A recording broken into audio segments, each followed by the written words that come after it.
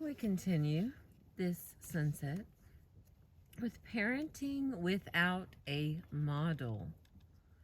When a child is an infant or a young toddler, at the time a parent dies, especially a same-sexed parent, as an adult, he or she really has no idea how to be a father or a mother to a child.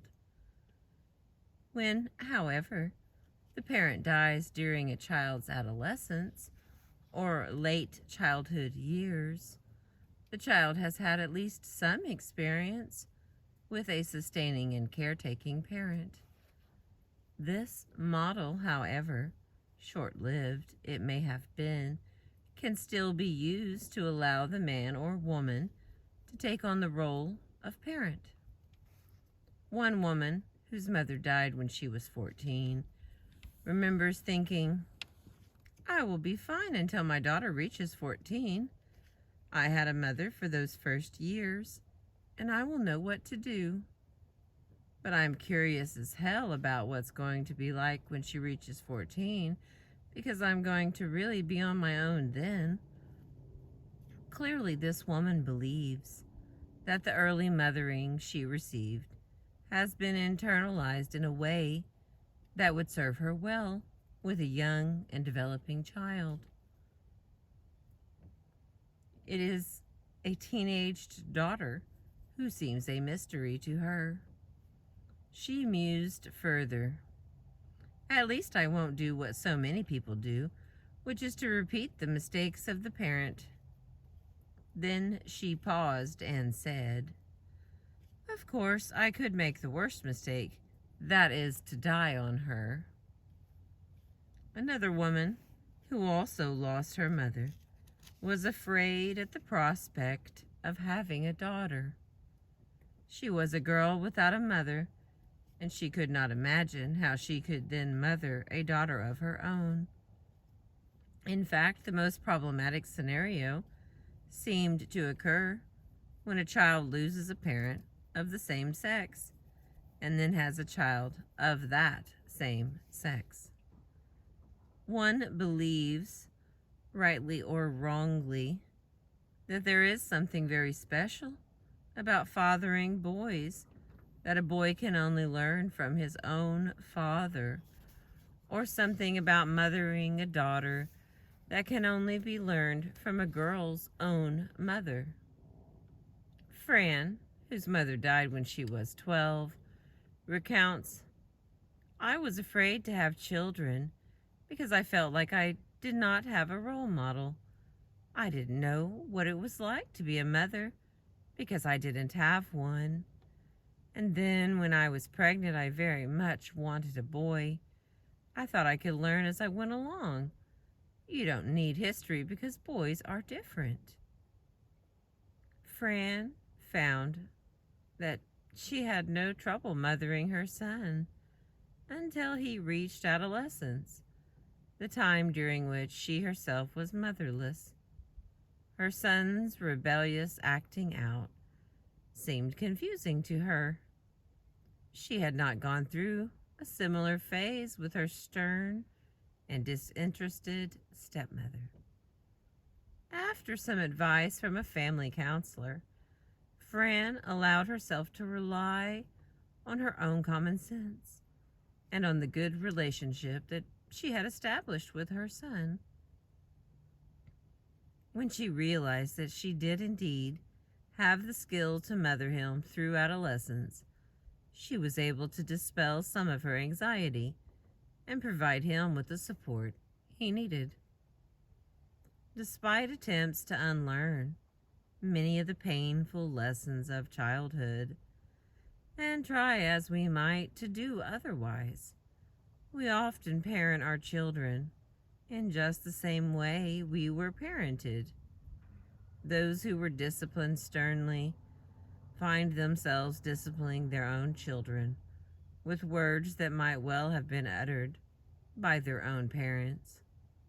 One man who was nurtured and guided by one mentor after another after his father's untimely death repeated the style of mentorship that had been so sustaining for him with his own children and with others throughout his life.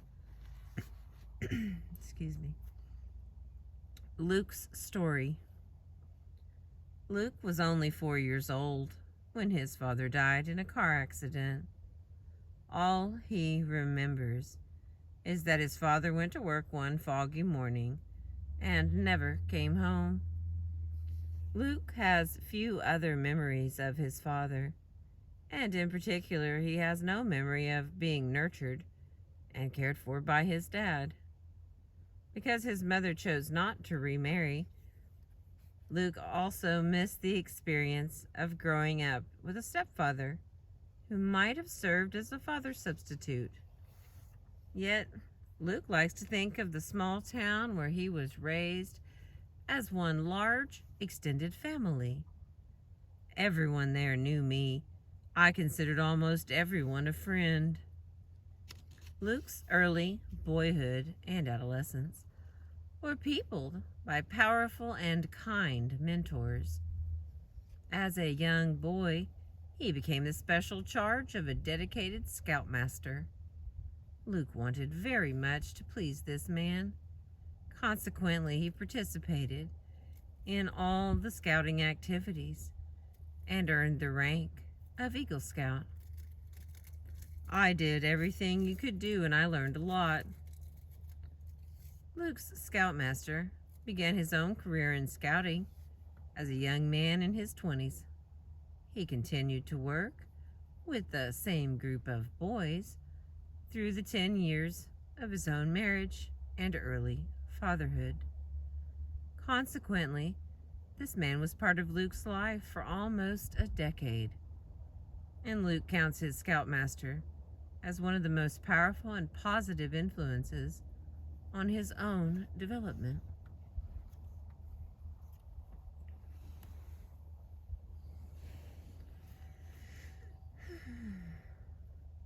Luke also remembers a close relationship with the father of a good friend of his. Luke would join this boy and his father on fishing and camping trips, and was frequently invited to their home for dinner or an afternoon of watching television.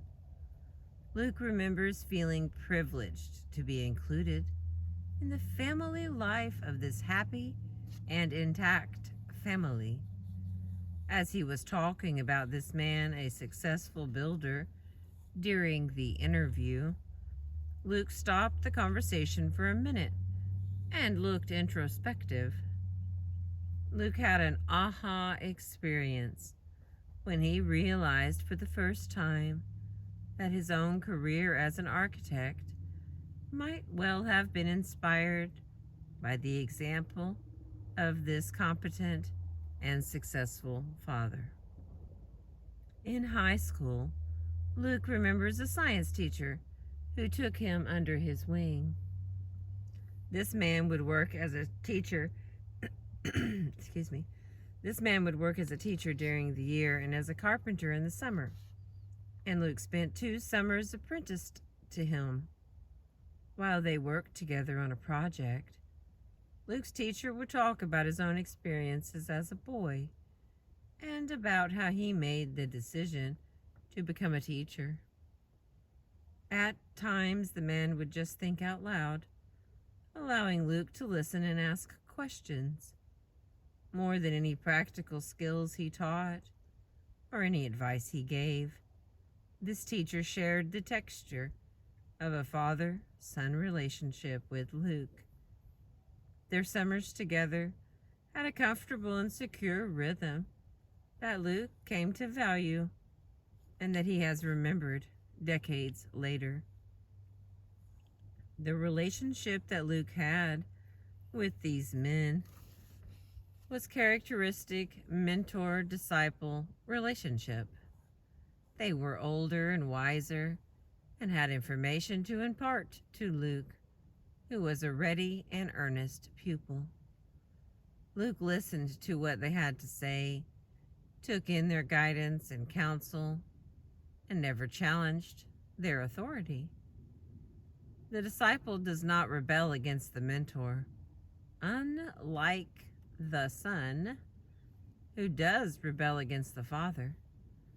The disciple's role is to be dutiful, compliant, and grateful.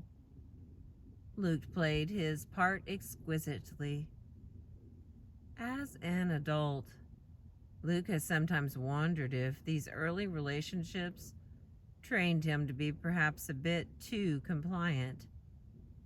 He knows that throughout his life, pleasing people has been an important motivator for him.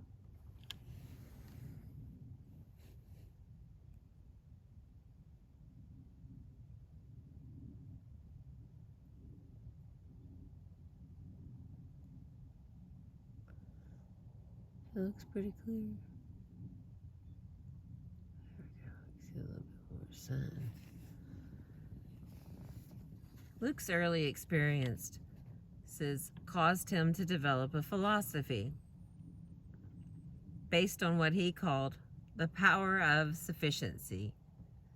While it might be nice to be indulged, one only needs what is absolutely necessary in order to survive. The many mentors who guided Luke through childhood and adolescence were sufficient to help him grow into successful adulthood. Luke knew firsthand that while it might have been wonderful to have a father of his own, he had survived on a leaner diet.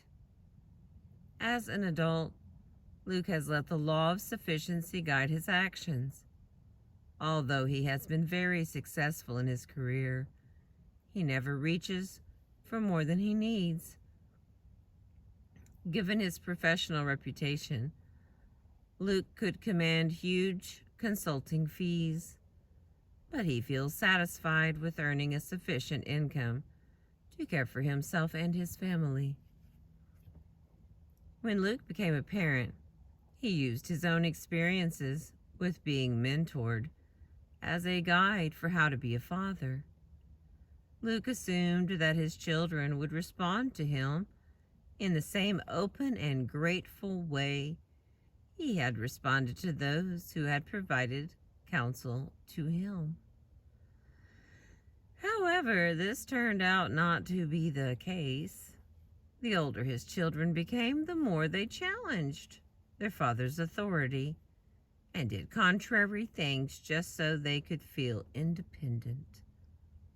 The more they rebelled, the more inadequate Luke's own early experience was as a model for how to parent. Adolescent children who have been raised in a secure and comfortable home naturally rebel against their parents. They create themselves by butting up against the secure barrier presented by their mothers and fathers. When Luke's children began to rebel, he was baffled.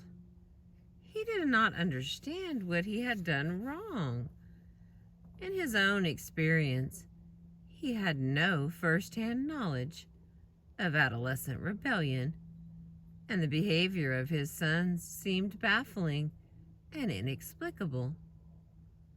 Luke had an especially difficult time with his oldest son, a bright young man who decided to leave college after 1 year to go off and write poetry while working part-time as a bartender. Luke, who had been so grateful for the opportunities given to him, could not understand how his son would walk away from the chance for a rigorous and secure education.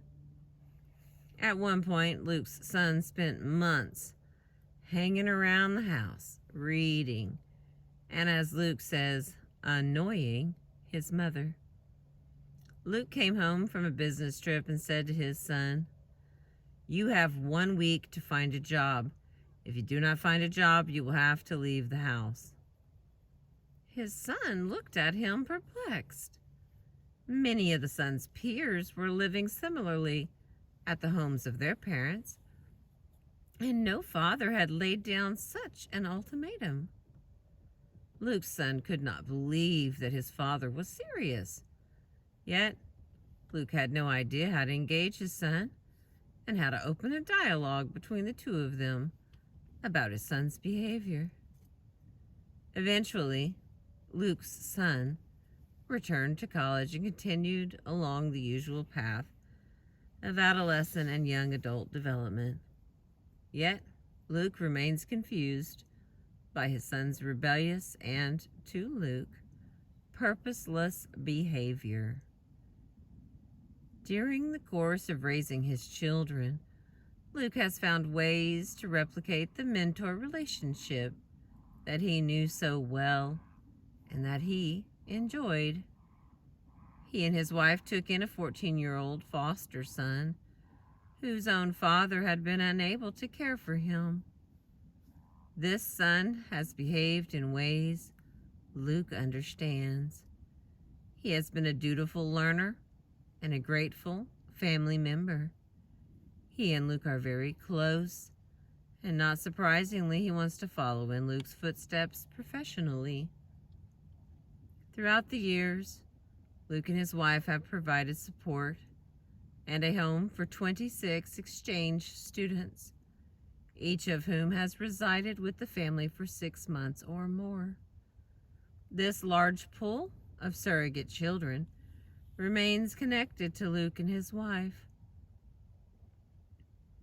All send the usual Christmas and birthday cards and letters, but more significantly, many of these men and women now come to visit and share with Luke and his wife the stories of their own families and their adult successes. Luke is a partner in a large consulting firm, and throughout his career he has mentored many young associates in the firm. He is known as someone whose door is always open and who is always willing to give time, advice, and counsel. Recently, Luke has encouraged the senior partners in his firm to participate in a program for enriching the lives of inner-city children. Each summer, the firm will invite several promising high school students to learn and work for 2 months. Luke is excited about this program because, once again, it gives him the opportunity to function in the parental role that feels most comfortable for him, that of mentor. Luke says quite candidly, "I may have worked successfully with other kids throughout my life. I don't know that I've been much of a success with my own children." While Luke may be somewhat hard on himself, he is reading accurately the difference between a parent and a mentor. Luke grew in the supportive relationship that developed between himself and a series of men who were only temporary guides in his life. Luke learned that one must be a good boy, a receptive student, in order to receive the continued attention of a mentor. Luke had no experience with having a father who is there even when one is bad, even when one rebels or is defiant. Luke assumed that his own children would behave as he had behaved, forgetting, however, that they acted with the secure belief that their father would always be there for them. Thank you for listening. The next part will be a confused parent-child drama, and we are on page 178 from the book The Loss That Is Forever by Maxine Harris, PhD. Excuse me. Thank you for being with me for the sunset. I appreciate you.